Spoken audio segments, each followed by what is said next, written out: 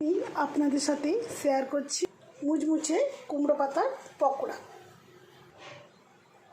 এই পকোড়াটা অবশ্যই বাড়িতে একবার ট্রাই করবেন। তাহলে চলুন রেসিপির ভিডিওটা শুরু করা যাক। প্রথমে আমি কুমড়ো পাতা পরিষ্কার করে ধুয়ে নিয়েছি। এরপর একটা বোল নিয়েছি। বোলের মধ্যে নিচ্ছি 4 চামচ বেসন।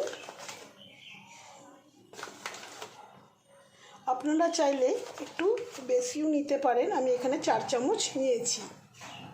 আর মুচমুচে হওয়ার জন্য নিয়ে নিচ্ছি 2 চামচ চালের গুঁড়ি।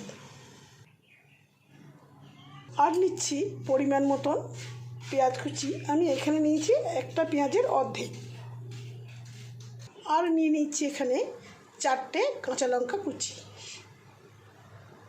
আর নিয়ে নিচ্ছি হাফ চামচ কালো জিরে। নিচ্ছি সামান্য হলুদ গুঁড়ো, সামান্য একটু লঙ্কা গুঁড়ো। আর নিচ্ছি স্বাদ মতো লবণ। এরপর সব কিছু উপকরণ ভালো করে মিশিয়ে নিচ্ছি। অল্প অল্প জল দিয়ে মিশ্রণটা তৈরি করে নেব। খুব পাতলা ব্যাটারটা তৈরি হবে না, একটু মিডিয়াম হবে এরকম। এখানে আমার মিশ্রণটা রেডি হয়ে গেছে। এইভাবে একটা করে পাতা নেব। এইভাবে পাতার মধ্যে বেসনের ব্যাটারটা দিয়ে চারিদিকে ভালো করে ছড়িয়ে দেব। এইভাবে পাতার গায়ে মাখিয়ে নিতে হবে বেসনের ব্যাটারটা। আরও যেই পাতাগুলো বাকি আছে একইভাবে ব্যাটারটা পাতার মধ্যে ছড়িয়ে লাগিয়ে নেব। এইভাবে প্রতিটা পাতায়, কুমড়ো পাতায় বেসনের মিশ্রণটা লাগিয়ে নিয়েছি। এইভাবে কুমড়ো পাতাগুলো একে একে সাজিয়ে দিচ্ছি। পরস্পর একের পর এক দিয়ে দিচ্ছি। এইভাবে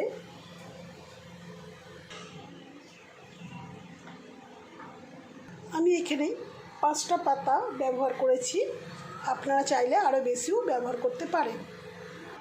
এই 5টা পাতা একসঙ্গে জড়ো করে এইভাবে রোল করে নিতে হবে। এইভাবে রোলটা করে নিতে হবে। এইভাবে গুটিয়ে রোলটা বানিয়ে নিতে হবে। এইভাবে স্টিক দিয়ে এইভাবে কুমড়ো পাতার মধ্যে গিঁথে দিতে হবে। একে একে আমি এইভাবে গিঁথে দিচ্ছি।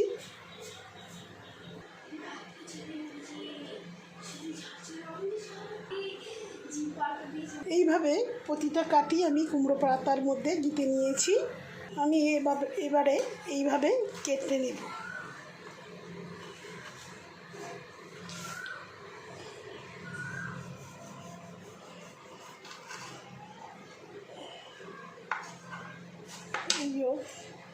এইভাবে কেটে নেব। আমি একে একে কেটে নিচ্ছি কুমড়ো পাতাগুলো।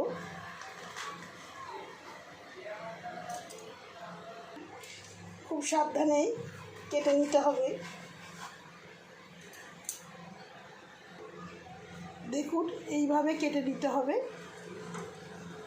এরপর কড়াতে পরিমাণ মতো সাদা তেল দিচ্ছি। তেলটা খুব ভালো করে গরম হয়ে গেছে, তেলের মধ্যে ছেড়ে দিচ্ছি। একে একে তেলের মধ্যে দিয়ে দিচ্ছি। এই কুমড়ো পাতার পকোড়াটা কিন্তু খুব মুচমুচে হয়। এইগুলো ভেজে দিচ্ছি। এখন গ্যাসের ফ্লেমটা লোতে রেখে ভেজে নেব। লোতে রাখলে মুচমুচে হবে।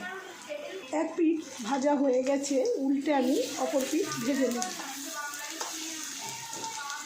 গ্যাসের ফ্লেমটা একদম লোতে রেখেই উল্টে পাল্টে ভেজে নিতে হবে।